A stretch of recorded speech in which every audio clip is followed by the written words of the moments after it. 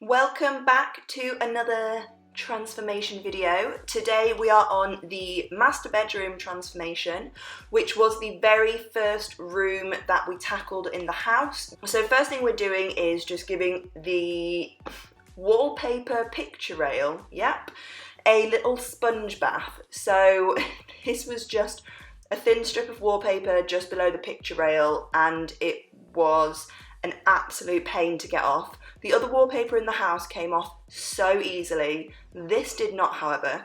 After the walls were all completely stripped off, it was time for filling all of the cracks. This was our first time ever polyfilling, and boy oh boy did we put way too much on. I spent hours trying to sand this off, but I'd never done it before. I didn't know how it was going to be, so that was a very big learning process. So after we'd sanded all of the polyfiller off and we had a blank canvas, it was time to paint. So we just started with white. At this point I wasn't sure what colour I wanted to go. Then once we had got the walls all painted, it was time to tackle the doors. Again, this was a massive learning curve. These doors took hours and hours and days for me to sand down, and the colour of the wood just kept coming through all of the layers of paint that I was doing. I don't really know how I would tackle this again. It was just a horrendous process. Because I really do like the doors. I love the high cross in the doors in that panel, which was really traditional at that time, so I definitely wanted to keep those doors. Then we had to get the lino up. Oh, this was horrendous. My dad came to help. It was just awful. So the fireplace had leaked all of this black soot when we tried to clean it, and it had gone all over the room, so I ended up repainting anyway. My dad and I looked like proper chimney sweeps. It was just awful. So we got rid of the lino so then we could see what was going on underneath. I would have really liked to keep the wooden floors, but it's just not practical in a house in the middle of the UK.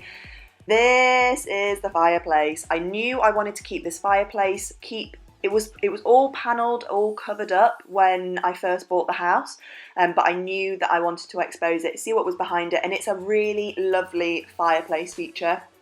Unfortunately, it had about 700 layers of paint on it.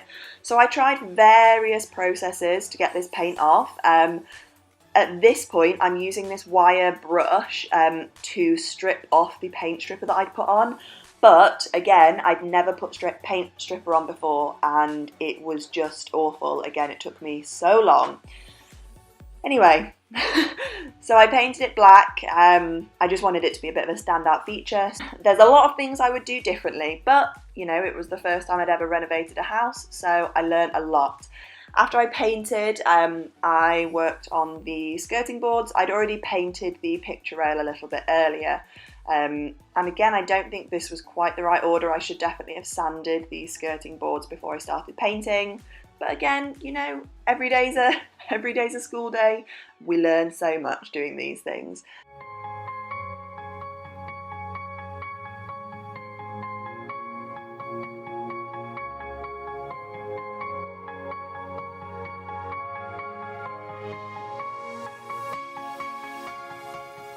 The final part of the decorating was the panelling. So I did this 6-8 months after I'd moved in, after I'd had some practice doing some other stuff as well. So I went with a traditional style panelling because there was the picture rail up already, so I knew that a full height panelling situation wasn't going to work. So I did the whole measure, decide how many panels I wanted. So I settled with 3. I thought this would be the most efficient way of doing it. I didn't want to make it too busy, I guess is the thing. And I thought 4 would be too small, but 2 wouldn't be enough. So I settled with 3. I got all of my measurements sorted out.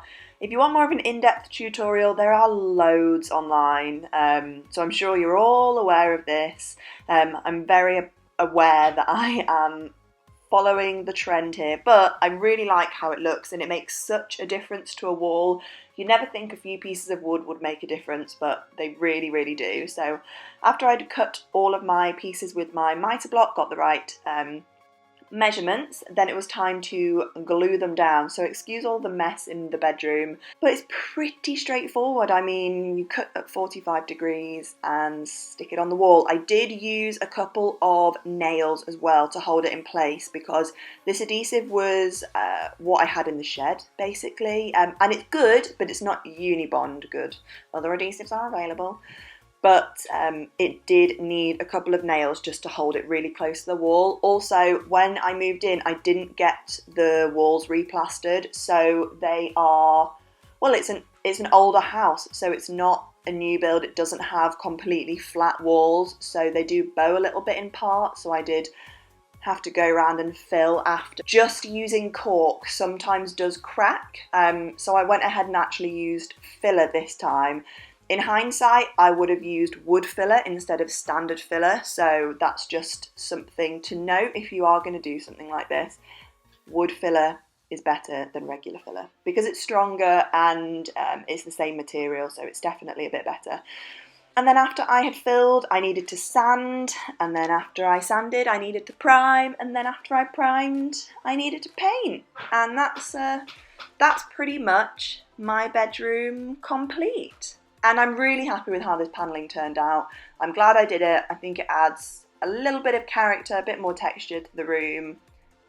So here's the finished bedroom. I'm really pleased with it. It's very simple. It's not too busy.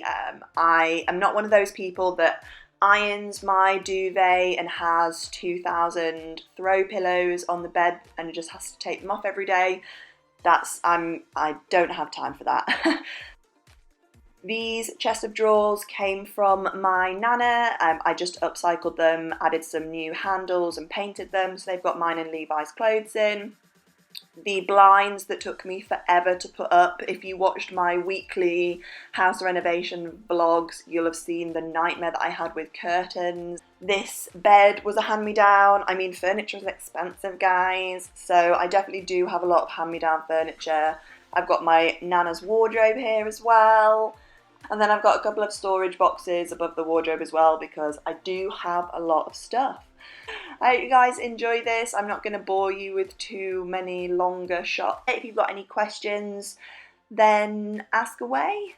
I've got an Instagram and a Facebook, etc., which I will leave linked down below. Thank you for watching, and I'll see you next time.